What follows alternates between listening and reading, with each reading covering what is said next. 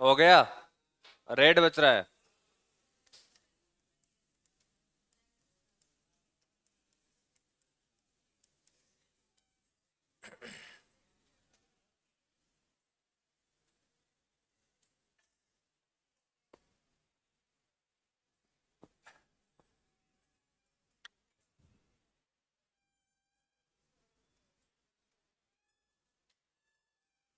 लिखो इसका निर्माण।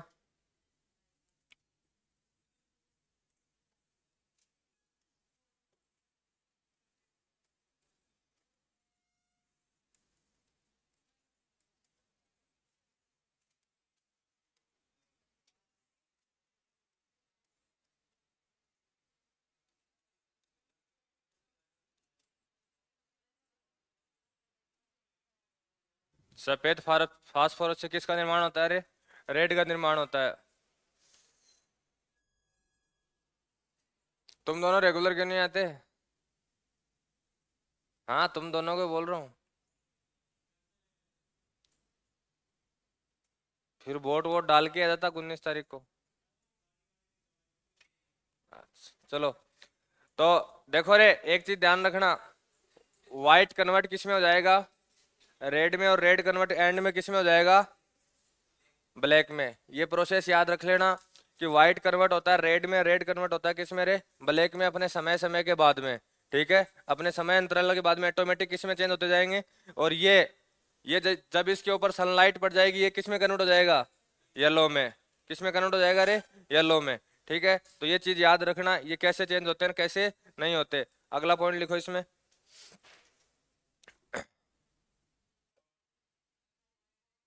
है गेम चेडविक ने? क्यों? प्रोटोन? गोल्ड स्टीन ने?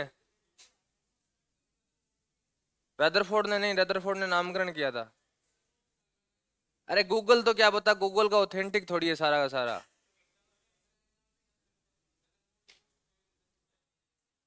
एग्जाम में आ जाए तब नहीं आएगा।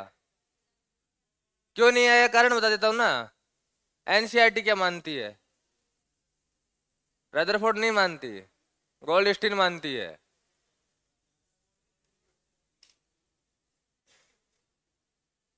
प्रोटॉन की खोज को एनसीईआरटी गोल्ड स्टीन मानती है।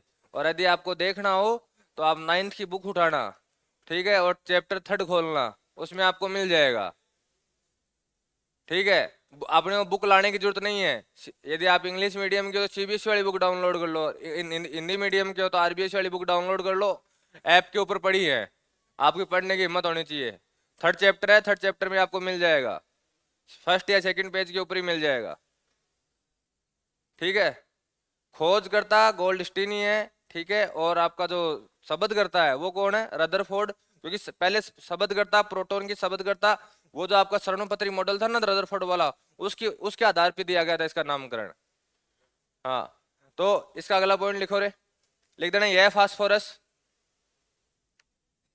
यह फास्फोरस बैंगनी, लाल, बैंगनी व लाल रंग का होता है। यह फास्फोरस बैंगनी व लाल रंग का होता है। Purple and red.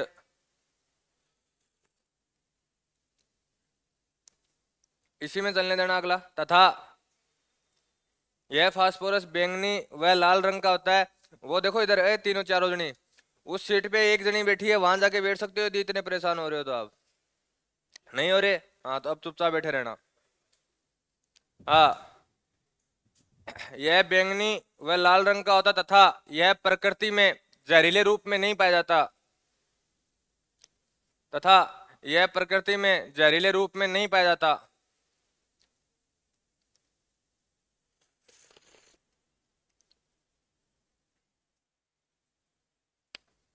व्हाइट था, वो जहरीले रूप में पाया जाता है प्रकृति में, ध्यान रखना। यदि आप व्हाइट को खरीद के लाते हो दुकान से, ठीक है, या फॉस्फेट का अपने को कोई अयस्क मिल जाए, ठीक है, अपन जो फॉस्फेट की चट्टाने होती है ना जिनमें फॉस्फेट पाया जाता है, एक तरीके से यदि कोई चट्टान में बीच में व्हाइट कलर की पट्टियां आती है ना, कई बार आपने देखी हो तो तोड़ने के ऊपर, तो वो क्या है रे? फॉस्फेट है।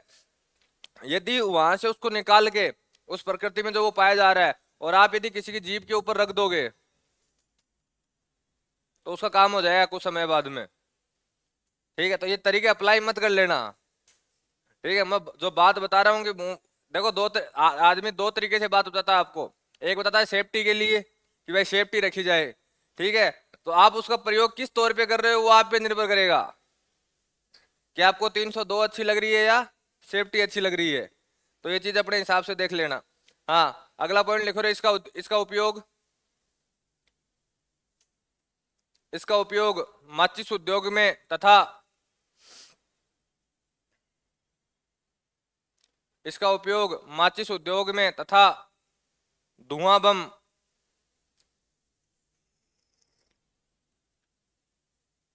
बम बनाने में किया जाता है।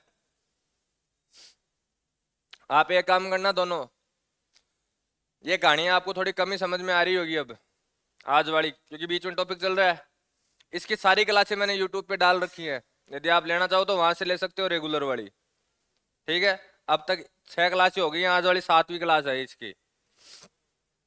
अरे अगला पॉइंट लिख दो, माचिस उद्योग में लाल फास्फोरस के साथ माचिस उद्योग में लाल फास्फोरस के साथ शीशा मिलाया जाता है।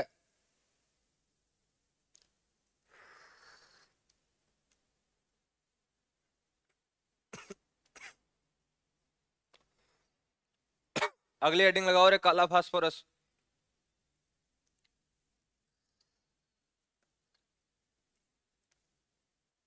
हाँ, ये जो लाइन है ना आपकी, कौन सी जस्ट अभी लिखवाई है, इसको स्टार लगा देना कि माचिस उद्योग में लाल फास्फोरस के साथ कांच मिलाया जाता है। अगली हेडिंग लगाओ, काला फास्फोरस।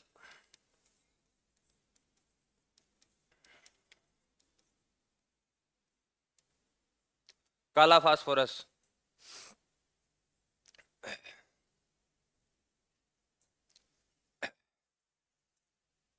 अब जो ये काला है ना, जो ये काला जितने भी गुण दर्शाएगा, ऊपर वाले दोनों कोई से ये गुण नहीं दर्शाएंगे। पहली बात तो ये याद रख लेना।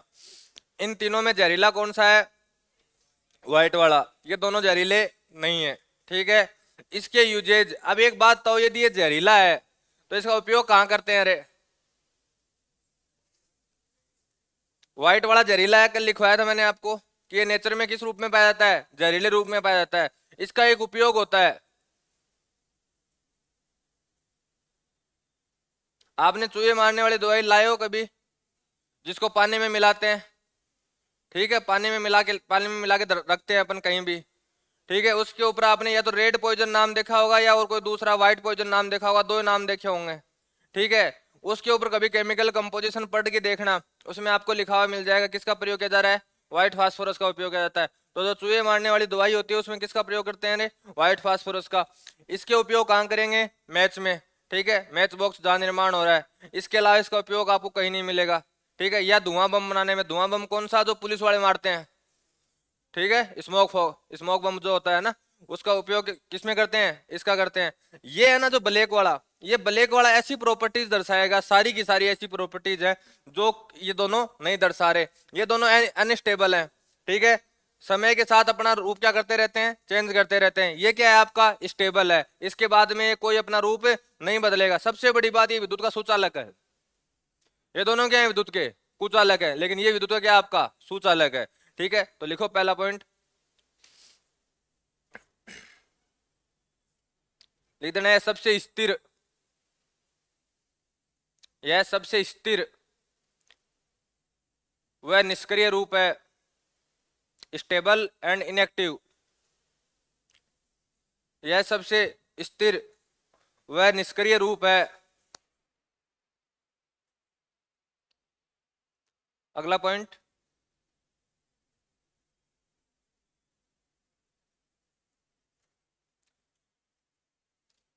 लिख देना यह विद्युत का सुचालक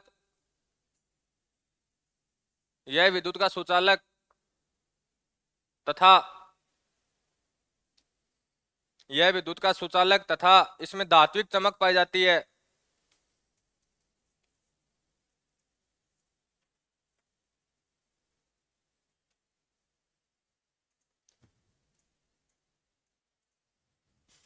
नोट लगाओ। और नोट में पहला पहला पॉइंट लिखो, सफेद फास्फोरस का उपयोग, सफेद फास्फोरस का उपयोग चूहे के जहर के रूप में किया जाता है।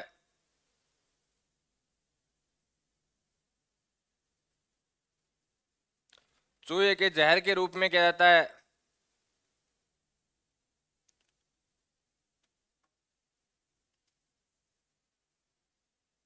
अगला पॉइंट, अगले पॉइंट में एक छोटा सा नाम लिख दो पहले, फोस्जिन गैस।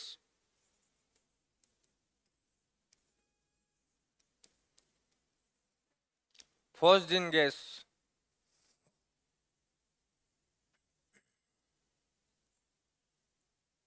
फॉर्मूला क्या होता है? फोस्जिन और फोस्फिन दोनों नाम एक ही हैं। हम्म हम्म इसका आपको कई जगह एक नाम और लिखा हुआ मिल जाएगा रे, फोस्फिन।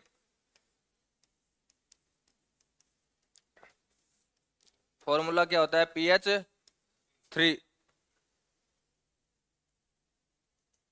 लिख दो आगे इसके, रंगहीन गैस, रंगहीन गैस,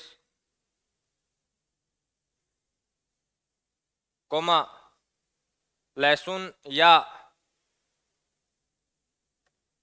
लहसुन या सड़ी हुई मछली जैसी गंध,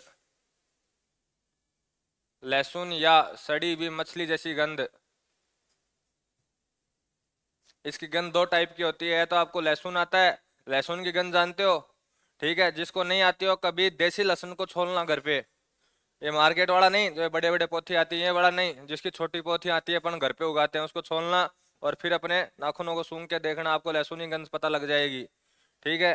या कभी मच्छी मार्केट में जाना, ठीक है, और नाक को बंद मत करना बस, फिर पता चल जाएगी कि फोस्जिन गैस कैसी होती है आपकी, ठीक है। दो गैसों का आप है ना, आप अपने नाक के या अपने आंखों के द्वारा पता कर सकते हो रे।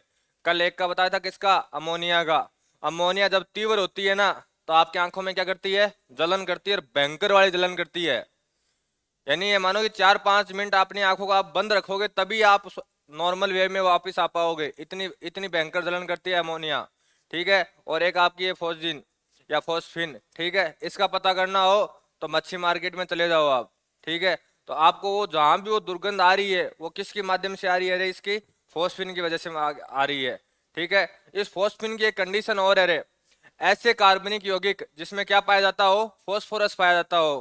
क्या पाया जाता हो रे? फोस्फोरस। या तो कार्बनिक हो या अकार्बनिक, दोनों की बात कर रहा हूं। ऐसा कोई भी कंपाउंड हो जिसमें क्या पाया जा रहा है रे?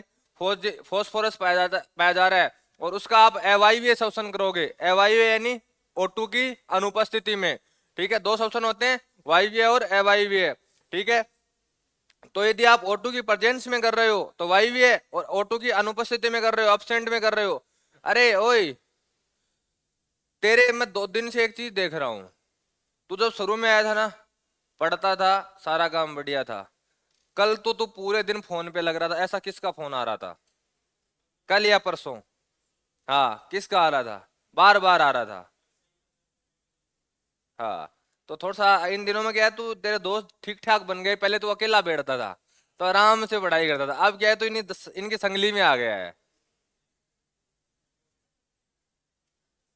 हाँ, तो जो यानी ऐसा कोई भी कंपाउंड जिसमें क्या पाया जाता हो रे? फोस्फोरस पाया जाता हो, यदि आप उसका अवायवीय शोषण करवाओगे तो आपको कौन सी गैस मुक्त होगी वहां पे? फोस्फिन गैस मुक्त होगी। तो इस ग्रुप का लास्ट पॉइंट लिख दो, लिख देना, फोस्फोरस युक्त कार्बनिक पदार्थों में, फोस्फोरस युक्त कार्बनिक पदार्थों के अवायवीय शोषण,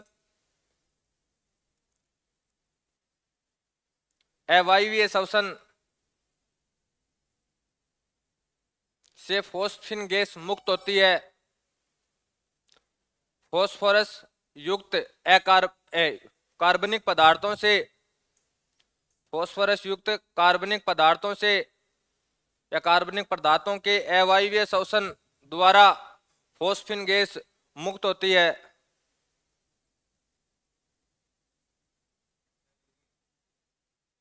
रिपीट, फॉस्फोरस युक्त कार्बनिक पदार्थों के अवायवीय श्वसन द्वारा फॉस्फिन गैस मुक्त होती है। ग्रुप नंबर कौन सा आएगा अगला, 16 या 17? 16। तो हेडिंग लगाओ ग्रुप नंबर 16, समूह नंबर 16।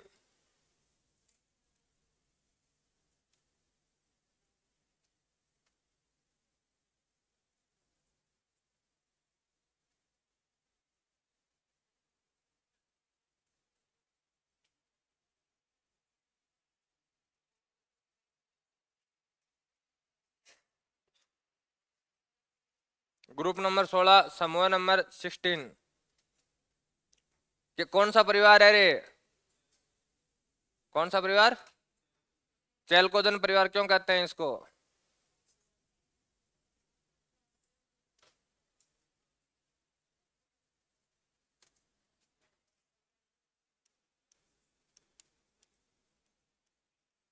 चैल्कोजन परिवार क्यों कहते हैं? कारण, फैमिली ऑफ चैल्कोजन्स। ध्यान रखना रे, जो इसके पहले वाले 4 यौगिक हैं, पहले वाले 4 सारे नहीं है चैल्कोजन में। कौन से पहले वाले 4 तत्व है, 1, 2 और 3 और 4 नंबर वाले, वो चैल्कोजन में शामिल होते हैं। क्यों होते हैं? क्योंकि जब ये पृथ्वी पर पाए जाते हैं तो सर्वाधिक मात्रा में ऑक्सीजन और सल्फाइड के साथ क्रिया करके क्या बनाते हैं रे? यौगिक बनाते हैं। जो सर्वाधिक ऑक्सीजन और सल्फाइड के साथ क्रिया करके यौगिक बनाते हैं वो किस में शामिल होते हैं रे? चैल्कोजन में शामिल होते हैं। ठीक है, तो लिखना शुरू करो। लिखना शुरू क्या करोगे? पहले तो इसके वो लगाओ, oxygen, sulphur,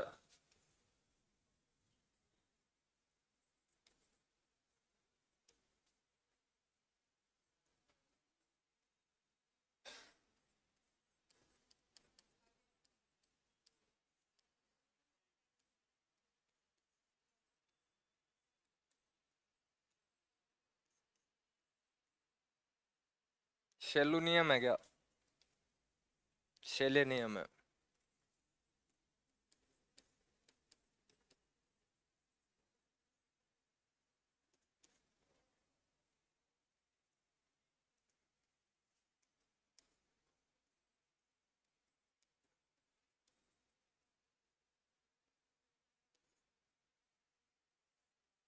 polonium.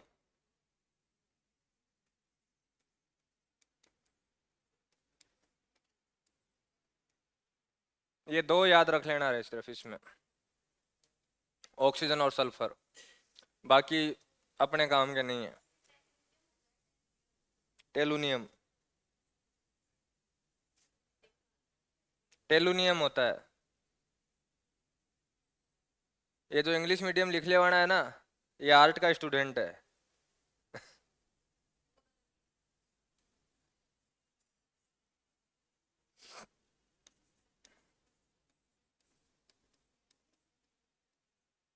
टेलुनियम।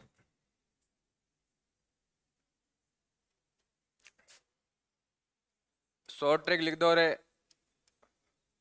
Old style से टीपीओ।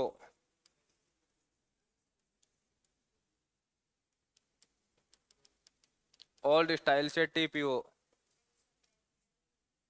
टेलुनियम ही है तो।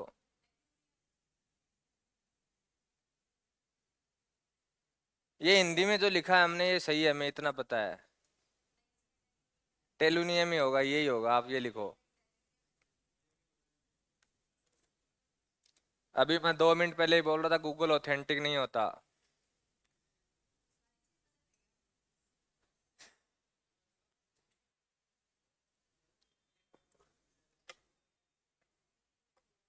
जब हम नोट्स बना रहे हैं तो कम से कम 4 से 5 गाइड लेके बैठ रहे हैं।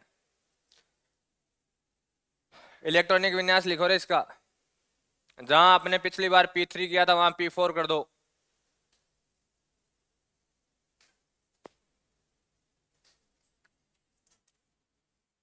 8, 16,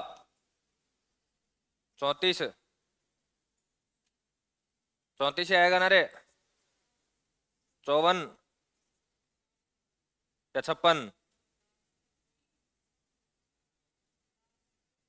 52 कैसे आएगा? 6। हाँ 18 जोड़ेंगे, 52। और ये 84, 32।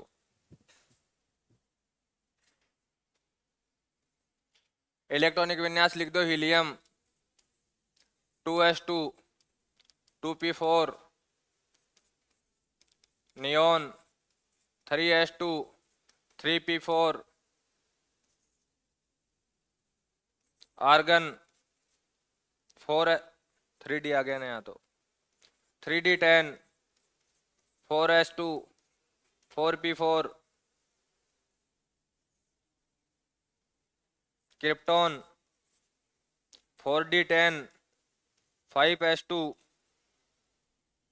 5p4,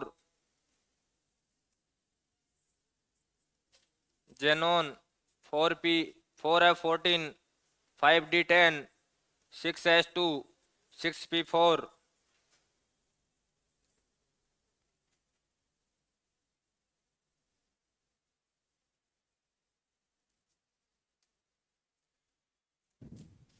मोइन तुम लोग रेगुलर नहीं आ रहे हो, तो ये परमाणु क्रमांक कैसे आया है यहाँ पे, इसके लिए आपको पुराने वाली क्लासें देखनी पड़ेंगी।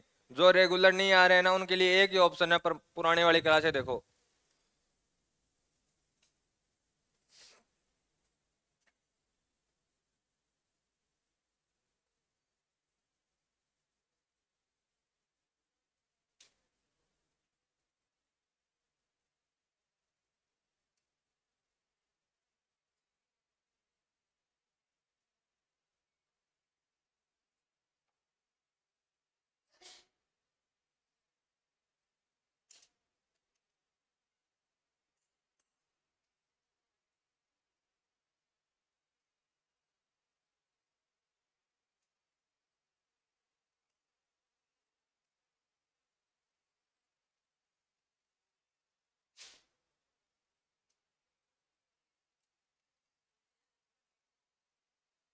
कल एक जोधपुर की लड़की है रे, कृष्णा नाम है उसका, ठीक है, शायद उसकी 73 रैंक आई है आईएएस में। तो मैं अभी सुबह उसका इंटरव्यू पढ़ रहा था। वो 2 साल से कंटिन्यू, आप अपने पड़ोसियों के रिश्ते नहीं छोड़ते हो, पड़ोसियों में कोई प्रोग्राम होता है तुम लोग पक्का जाते हो। वो 2 साल से अपने घर पे, उसके भाई की शादी भी हुई है, उसके घर पे और कोई फंक्शन भी हुए हैं, उन्हें वो किसी में नहीं आई 2 साल से। और पहले अटेम्प्ट में उसने आईएएस क्लियर किया है, और उसकी 73 रैंक है, तो उसको 100% आईएएस कैडर मिलेगा, कोई रोकने वाला ही नहीं है। यदि वो जनरल कैटेगरी में है तो भी मिलेगा, ओबीसी में है तो 300 तक 450 तक मिल जाता है। यदि वो जनरल कैटेगरी में है तो भी मिलेगा उसको, 120 तक कई बार पार पड़ जाती है, कई बार 120 तक पार पड़ जाती है। आईएएस 150 तक सेटल हो जाता है मैटर, लेकिन मेनली 100 तक ही होता है। 100 से ऊपर जनरल वालों को कभी भी आईएएस कैडर नहीं मिलता। ओबीसी वालों को 400 450 हाईएस्ट है, ये हाईएस्ट रेंज बोल रहा हूँ। ये जो आई साल क्या है, 50 कम ही होती है, ऊपर नहीं जाती है, ठीक है। और जो जिस लड़के ने टॉप किया है वो पहले से आईपीएस कैडर में है, उसकी शायद पिछले साल 279 के आसपास शायद उसकी रैंक थी मेरे हिसाब से, या तो इससे आगे पीछे हो सकती है, लेकिन शायद इसी के हिसाब से उसकी रैंक है 279, ठीक है। जो श्रीवास्तव है, ये लड़का पहले से आईपीएस में है। अपने यदि अपने को आईपीएस मिल जाए ना, तो अपन पढ़ाई छोड़ दें, बोलो क्या करना है, पढ़ के बस इतना फर्क होता है। एक जो आईपीएस अधिकारी होता है ना, इसको अपने डिस्ट्रिक्ट में किसका ऑर्डर मानना होता है, आईएएस का ऑर्डर मानना होता है। बस इतना ही फर्क होता है पावर में थोड़ा सा। बाकी कानूनी मामलों में सबसे ज्यादा पावर किसके पास होती है, आईपीएस के पास। लेकिन इसके ऊपर कोई ऑथेंटिक नहीं होता। हाँ, रुतबे की नौकरी करनी हो पूरी, आपको ये कि यार मेरे को सोने की कोई टेंशन नहीं है, मेरे घर बार आगे पीछे कोई है नहीं, मेरे को दबंगाई जिंदगी जीनी है तब तो आईपीएस आपके लिए बेस्ट है। लेकिन सुख शांति जीनी जिंदगी जीने के लिए कौन सा चाहिए रे? आईएएस कैडर चाहिए ही चाहिए। तो औरों को छोड़ दो आप, इनको छोड़ दो क्योंकि ये पहले से सेटल है, इनको पता था कैसे पढ़ना है कैसे नहीं पढ़ना। लेकिन मैं इस लड़की की बात कर रहा हूँ, मैं कई बार आपको कहता हूँ ना कि आपको एक बार सब कुछ त्यागना पड़ेगा ही पड़ेगा। इसी की ये यूपीएससी, देखो बात ये है कि आप यदि कोई बड़ी चीज की तैयारी करोगे तो आपको ज्यादा पढ़ना तो पड़ेगा, उसका कोई सॉल्यूशन नहीं है अपने पास। ठीक है, अब यहाँ आप आईएएस या आईपीएस बन रहे हो तो देश के उस प्रशासनिक ढांचे में जा रहे हो। जैसे अभी आप लगभग सारे मेरे हिसाब से 23 24 या 25 के आसपास के हो। यदि आज के दिन आप यदि आईपीएस बनते हो या आईएएस बनते हो, ठीक है, तो आप आईपीएस बनते हो तो आप आईजी तक जाओगे अपने स्टेट में। ठीक है, अरे सुन तो ले पहले। यदि आप आईपीएस बनते हो तो आईजी तक जाओगे पुलिस प्रशासन में। और यदि आप 23 या 24 साल की उम्र में, यानी आपके पास 30 साल की नौकरी होनी चाहिए। जिस दिन आप लगते हो उस टाइम पे अपने हाथ में कितनी नौकरी होनी चाहिए? कम से कम 30 साल की यदि आपकी नौकरी है तो आप प्रधानमंत्री। और दूसरा, 2 3 कंडीशन होती हैं उसमें, ऐसा नहीं है कि आप 30 साल की नौकरी है तब बनी जाओगे ना। आपका पूरा प्रशासनिक कार्यकाल बेदाग होना चाहिए, आपके ऊपर किसी प्रकार का कोई दाग आरोप भ्रष्टाचार के आरोप में आप शामिल नहीं हुए होने चाहिए। तब आप गारंटी शुदा चाहे 1 साल के लिए कार्य करें, आप प्रधानमंत्री के बराबर बैठ के कार्यकाल करेंगे अपना। आप सचिव बनेंगे, आप सेक्रेटरी में जाएंगे, पक्का जाएंगे, गारंटी शुदा जाएंगे। चाहे 1 साल काम करें चाहे 2 साल काम करें, आपके अंतिम जो कार्यकाल होगा वो आप 100% पीएमओ में पूरा करेंगे। आप प्रधानमंत्री को एडवाइस देंगे कि देश को ऐसे चलाना चाहिए। तो पढ़ना कितना है, कैसे पढ़ना है, वो बात की बात देखो। उसमें जैसे उस लड़की ने 2 3 बातें जो बोली हैं वो उस टाइम पे उसकी फेज में उसको अप्लाई करनी पड़ती हैं। कैसे? कारण है, उसने फर्स्ट अटेम्प्ट में अपना आईएएस क्लियर किया है, तो फर्स्ट में अटेम्प्ट करने के लिए आपको पढ़ाई चाहिए कम से कम 13 या 14 घंटे की पर डे। पर डे, चाहे कुछ भी हो जाए, चाहे बुखार हो, चाहे टांग टूट जाए, चाहे पूंछ टूट जाए, चाहे घर पे, यहां तक कि मैं आपको ऐसे बहुत से 1 2 एग्जाम्पल दे सकता हूं जिनके खुद के माँ बाप खत्म हो गए थे, दाग दिया, वापिस आके अपनी पढ़ाई की है। 12 दिन वो रोने नहीं बैठे वहां पे। सीधा एक कॉन्सेप्ट था, जो थे वो चले गए। ठीक है, अब यदि आप उनके पीछे रोने बैठ गए, पारा बाकी जीवन खराब करना है तो कोई मतलब नहीं है। तो मेरा सीधा सा फंडा है, आपको आज भी कह रहा हूं कि मैं बहुत बार बोलता हूं कि आपकी एसएससी यूपीएससी के बराबर एग्जाम है एक तरीके से। ठीक है, क्योंकि यदि आप यहाँ सीजीएल क्लियर करते हो, ठीक है, तो आप सेंट्रल गवर्नमेंट के उन अधिकारियों के बीच में आते हो जहां कभी ना कभी आपको, यदि आपने अपना कार्यकाल सही तरीके से चलाया, तो आप में पीएमओ में जाने की यहाँ से भी आपके पास पावर होती है, प्रमोशन के द्वारा, या और कोई ऐसा केस आ गया जिसमें आपने निस्वार्थ होकर काम किया। कई बार क्या आदमी के सामने करोड़ों रुपए का लालच आता है, यदि आप बड़े पद पे होते हो तो जितना पैसा तुम लोग सोचते नहीं ना, उससे बड़ी रिश्वत आती है आपके सामने।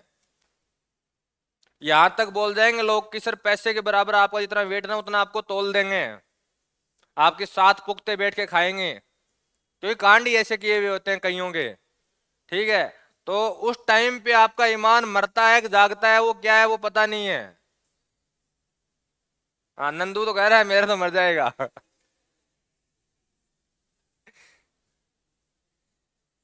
ध्यान रखना, कभी बड़े पद पे जाओ, यदि ऐसा बड़ा काम आए तो उस टाइम पे ईमान को जगा के रखना, आपके बाकी जीवन को सार्थक बना देगा वो।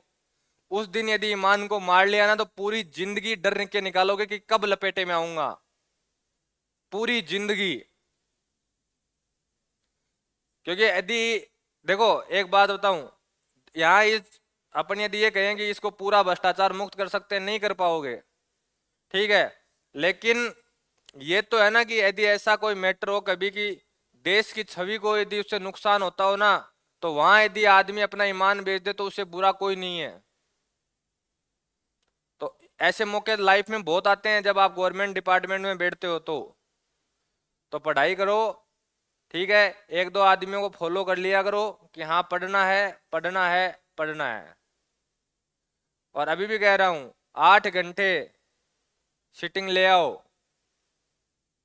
और ऊपर वाले से देखो, ये बढ़िया आपके लिए किस्मत हुई है जिन्होंने सीपीओ का फॉर्म भर रखा है कि आपको 1.5 महीना एक्स्ट्रा मिला है। सीपीओ का पद छोटा मोटा पद नहीं है। सीपीओ की पावर बहुत जबरदस्त पावर होती है यदि आप लगते हो तो। यदि देखो, मैंने लड़कियां तो बहुत कम देखी हैं जो पुलिस के ड्रेस में अपनी पावर को दिखा पाए। ठीक है, एक दो हैं ऐसी हैं कि ये मान ले कि तेरे, तो क्या नाम है तेरा? हाँ, पवन। ठीक है, जो भी तेरा नाम है रख तेरे पास। ऐसी है कि यदि थप्पड़ मार देना कि डंके से छोड़े गए तो हालत खराब हो जाए उनकी।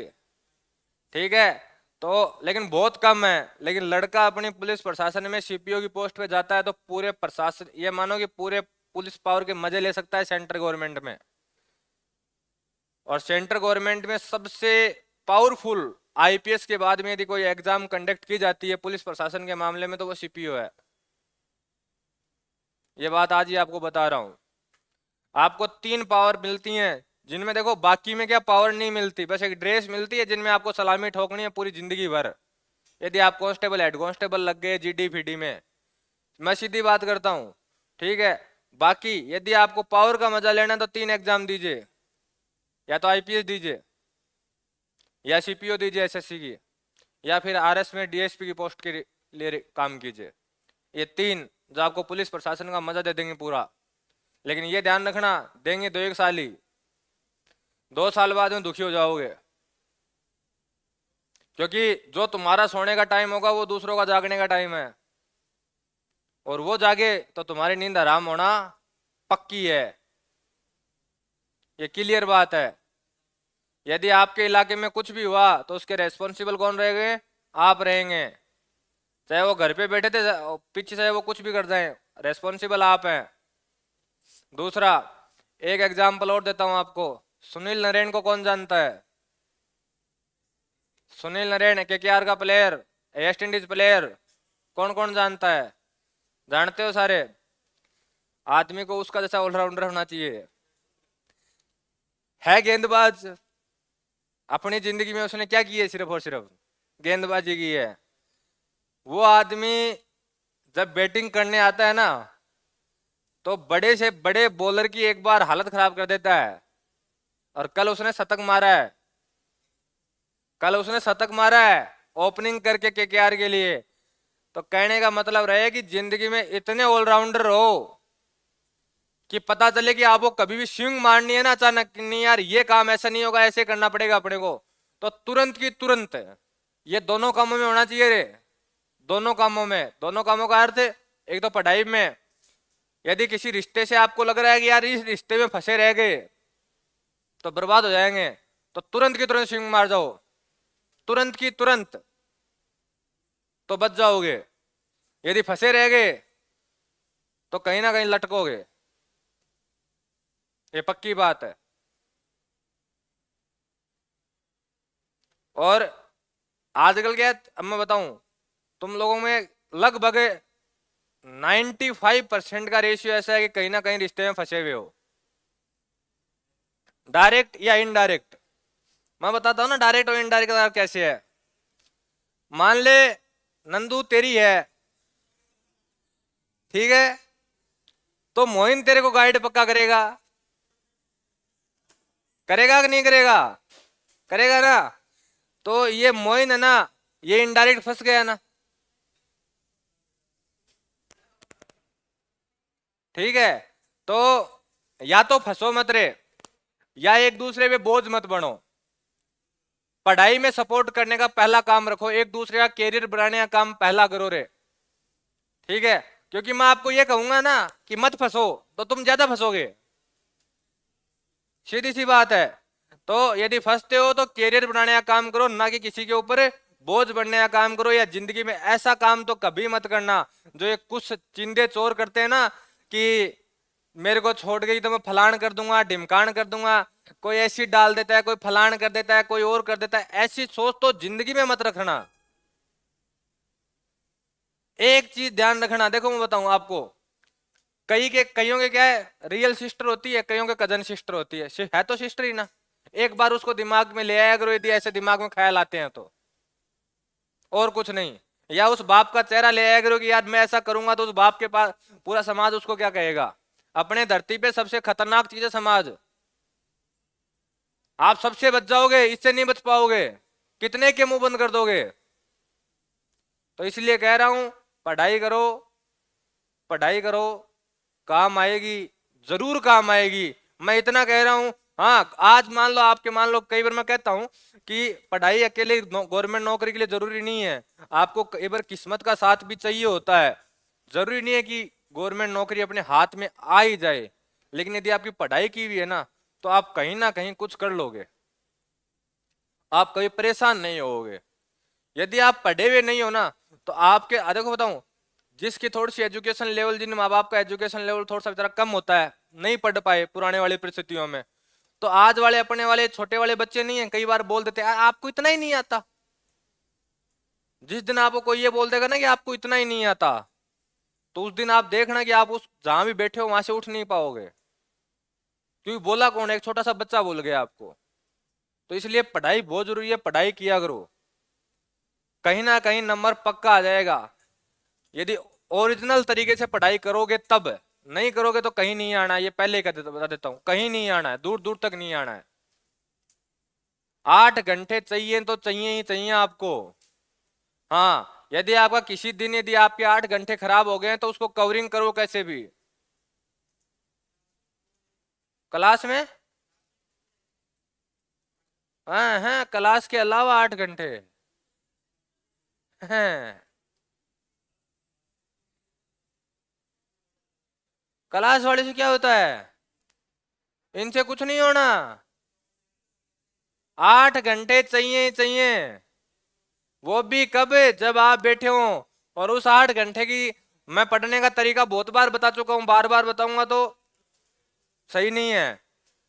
आपको 8 घंटे घर पे सिटिंग करनी ही पड़ेगी, इस क्लासों के अलावा। आप कहते हो ना, मैं बताऊं आपको, ये दृष्टि वाले हैं ना, ये सुबह आते हैं, शाम को जाते हैं, फिर पढ़ते हैं।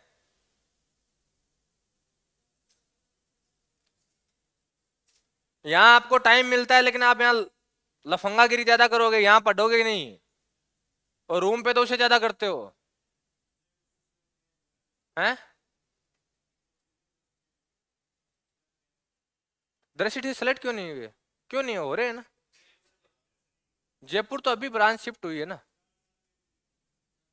अरे देखो, यदि हिंदी मीडियम में यदि टॉप सिलेक्शन देखे जाए तो दृष्टि के ही हैं आज के दिन। जयपुर का मेरे को पता नहीं कितने क्या हुए हैं, लेकिन बात बता रहा हूं आपको। दूसरा दिक्कत ये है ना कि जयपुर में, या देखो मैं बताऊं, यदि 100 बच्चे मान लेते हैं कि अपने किसकी तैयारी कर रहे हैं, अरे आईएएस की तैयारी कर रहे हैं, तो इनमें से 70 बच्चे तो वो हैं जो या तो रील देख के आए हैं या किसी को देखे देखे आए हैं। गारंटी शुदा बात कह रहा हूं आपको, इनमें 70 बच्चे वो हैं। बच्चे सिर्फ 30 बच्चे, जिनमें से 10 तो गॉड गिफ्टेड है, जिनको एक बार पढ़ लिया दोबारा पढ़ने की कोई चीज की जरूरत ही नहीं होती।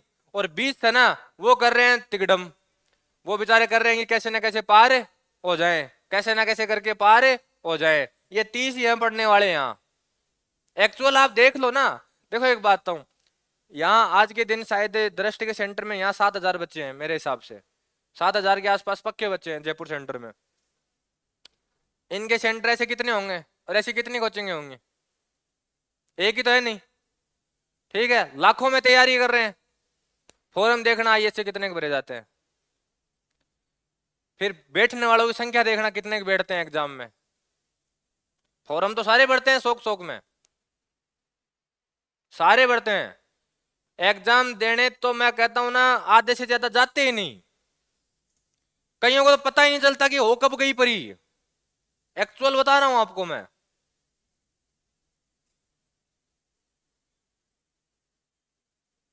एक देखो, एक लड़की थी, कहाँ की थी मेरे याद नहीं आ रहा, राजवीर सर बता रहे थे क्लास में एक दिन कि उसका आरएस मेंस क्लियर हो गया, नहीं आरएस प्री क्लियर हो गया। और मेंस की एग्जाम आती है उसके 20 दिन पहले उसको पता चलता है कि तेरा प्री तो 4 महीने पहले क्लियर हो गया था। ऐसे महानुभाव भी धरती पे।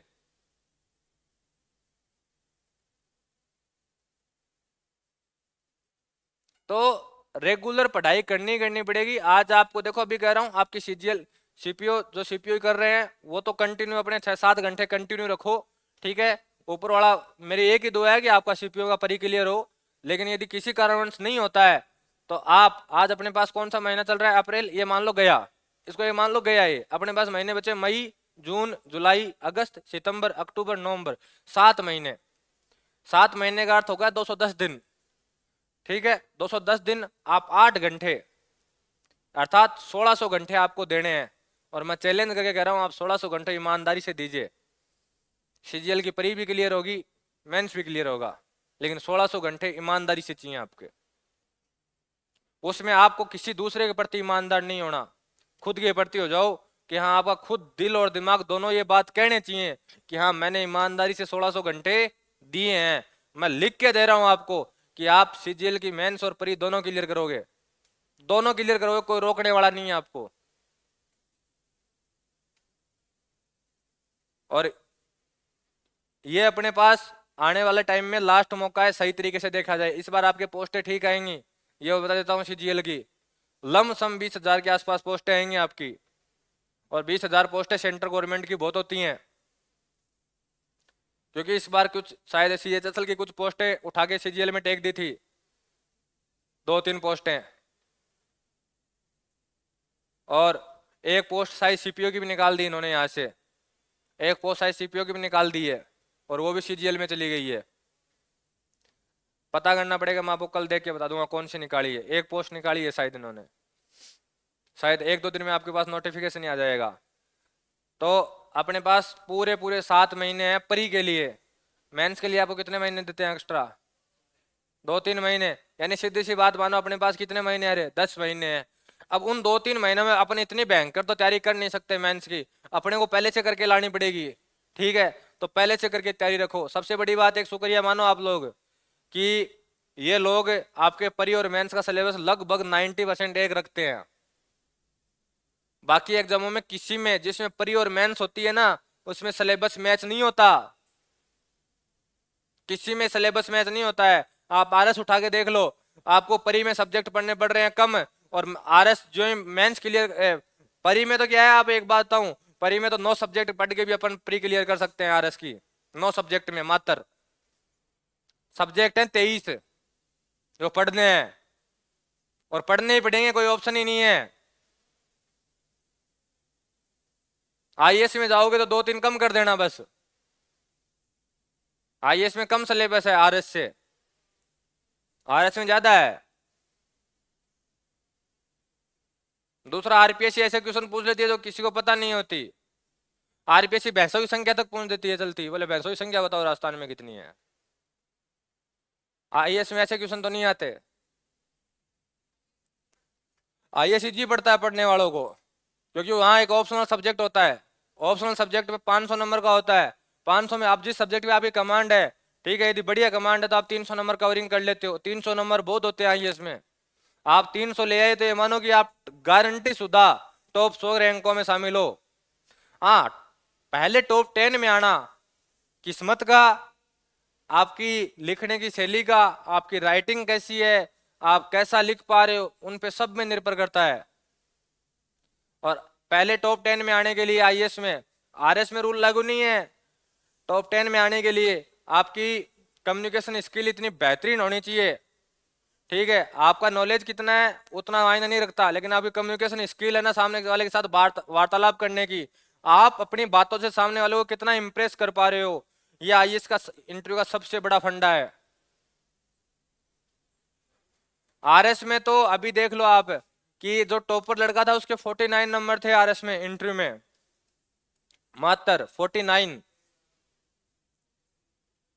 ठीक है, जबकि जो लड़का शायद 107वीं रैंक पे था कि 108वीं रैंक के ऊपर था, उसके 67 नंबर थे। टॉपर के 49 है।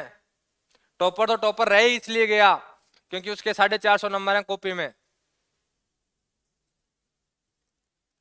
आरएस में एक फंडा क्लियर है, आप मेंस में बढ़िया नंबर ले आओ, सिर्फ पास हो जाओ इंटरव्यू में, आप टॉप मार जाओगे। आईएएस में नहीं है ऐसा। आईएएस में आप कितना ही बेहतरीन लिख के आ जाओ, नंबर खाएगा ही खाएगा अगला आपका। आरएस का थोड़ा सा फंडा अलग है। तो तैयारी करो तो जम के करो, किसी भी एग्जाम की करो, ठीक है, चाहे एसएससी करो चाहे और कोई करो, ठीक है।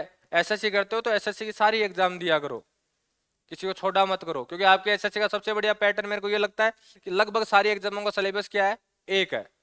सीपीओ का भी वही है, सीजीएल का भी वही है, जीडी का भी वही है, स्टेनोग्राफर का भी वही है, फेज 12 का भी वही है, फेज 9 का भी वही है, फेज 11 का भी वही है, ठीक है। तो आपके सिलेबस नहीं बदल रहे हैं यहाँ। तो आज से अभी भी कह रहा हूं, मौका आज से निकल जाएगा, बाद में जब कहीं कोई अपन ठेला लगाएंगे, कोई दुकान के ऊपर 10-15 हजार की नौकरी करेंगे, ठीक है, और कुछ करेंगे, तो आप होगे परेशान।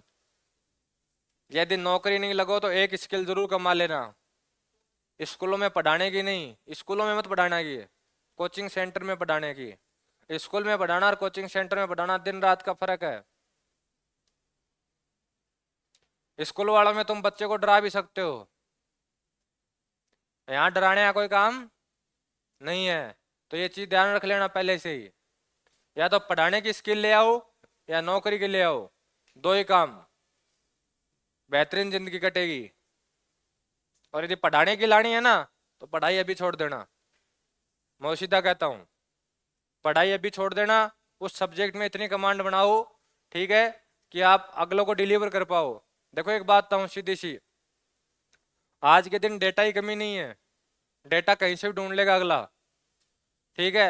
यूट्यूब भरा पड़ा है, गूगल भरा पड़ा है, किताबें भरी पड़ी हैं, मार्केट में इतनी गाइडें हैं कि सारी गाइडें मकान पे लाके रख देना तो शायद पूरी बिल्डिंग चाहिए मकान को भरने के लिए, इतनी किताबें हैं मार्केट में।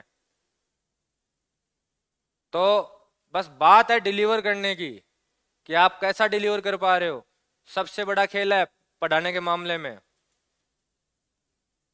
और एक झिझक नहीं होनी चाहिए, यहाँ आते कईयों की तो हालत खराब हो जाती है, वो बस वो झिझक नहीं होनी चाहिए।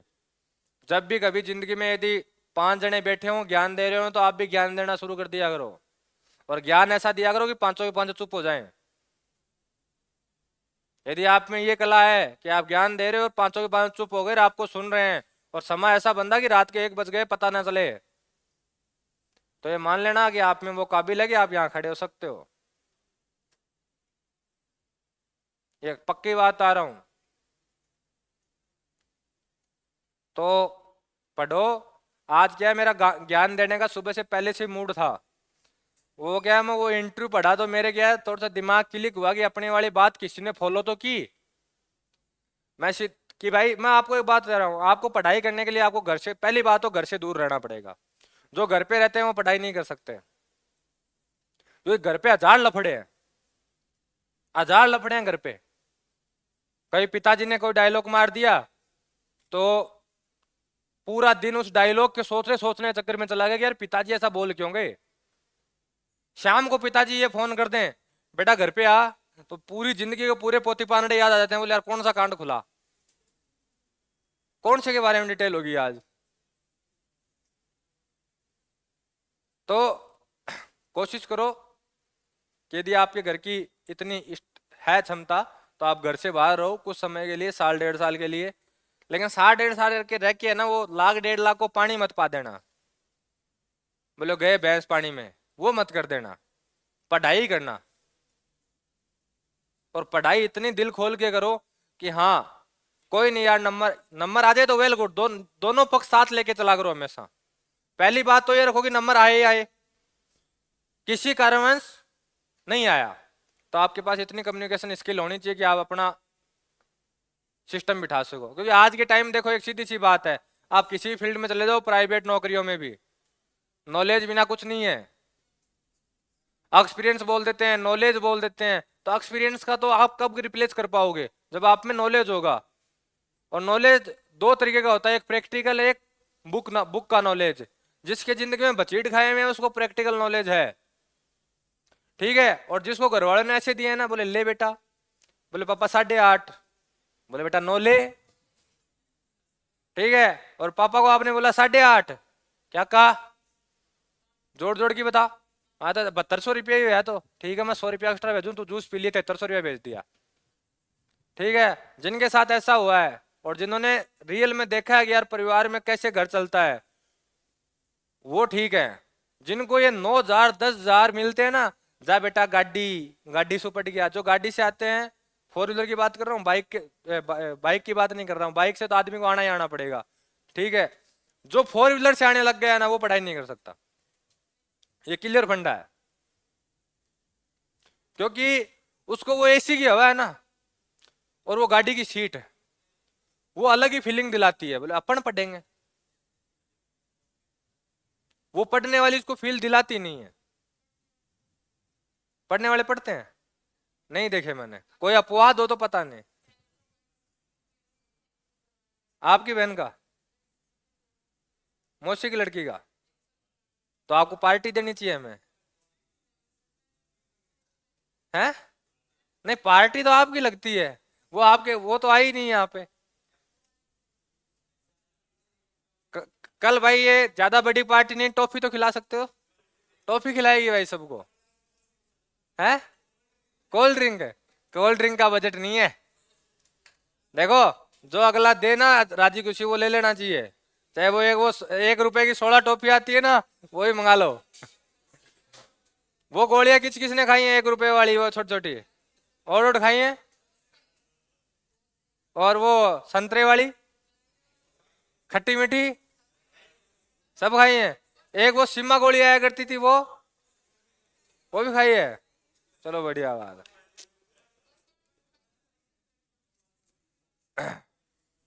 1 रुपए की 16 खाइएंगे आप लोगों ने? 1 रुपए की चॉइस, चॉइस नहीं खाई? वो हमारे वाले टाइम पे 1 रुपए की वो जो इतनी इतनी नहीं आती थी, छोटी छोटी। हाँ, वो चॉइस आया करती थी। 8 अन्नी 54 तक की गोलियां आया करती थी पहले।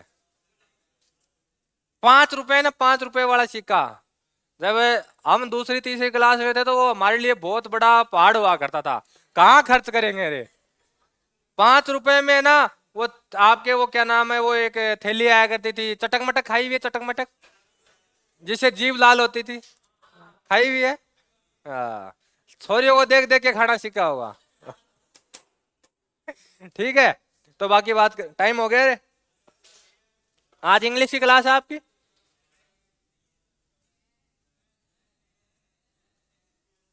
शायद छुट्टी है मेरे हिसाब से, कंफर्म नहीं है, एक बार रुक जाओ, कंफर्म कर लेंगे।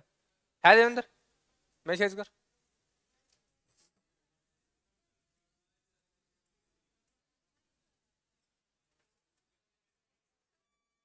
देखो, इस कोचिंग में जिसकी क्लास है उसकी जिम्मेदारी हम लेते हैं, इसे बाहर किसकी है उसकी जिम्मेदारी हमारी नहीं है। देवेंद्र मैसेज कर रहे।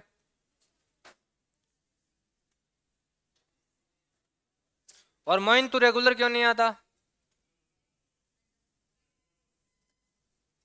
अरे 2 दिन से रेगुलर आ रहा था, कोई ऐसा नहीं कर रहा है, पहले कहा था।